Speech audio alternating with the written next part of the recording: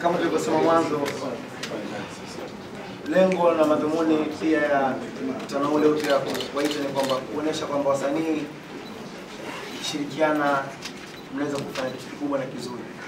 Ni kuonesha kwamba ni muda wa kuficha na kutoza taswira za kuonesha kwamba wasanii labda ni ulimwengu wa vita, kutengeneza vita, basi familia zichukiane, watu warogane, ndele na vitu vingine kama hivyo.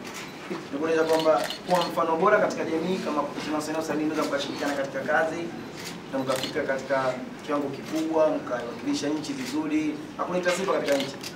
So nafikiri ndio kubwa, hata tukasema pia tuko na leo na Richard hapa, na sisi tunashukuru sana.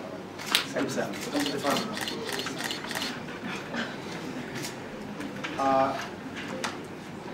Mimi nawashukuru sana media zote ambao wamefika kwenye siku ya leo. Mimi nafikiri ni siku kubwa sana kwangu. Mimi naitwa Richard Martin. Jina langu la kuombea chakula naitwa Rich Mafoko. Nashukuru sana media zote, na hii ni siku kubwa pia. Na ni siku kubwa pia kwa WCB na muziki kwa ujumla Tanzania. Lengo letu kubwa ni dhumuni letu kubwa ni kuonesha kwamba muziki wetu umefika kwenye biashara kubwa sana, na pia sisi tukionesha umoja, maana yake hata serikali pia inatusupport, watatia nguvu.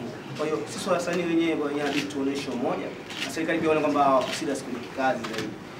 Kwa hiyo lengo la mimi kuwa na nasibu kuwa ndani ya WCB ni kufanya kazi, na naahidi kufanya kazi nzuri zaidi na zaidi, ili kufikisha muziki wetu sehemu kubwa zaidi. Nafikiri maneno yangu mimi ni machache kabisa.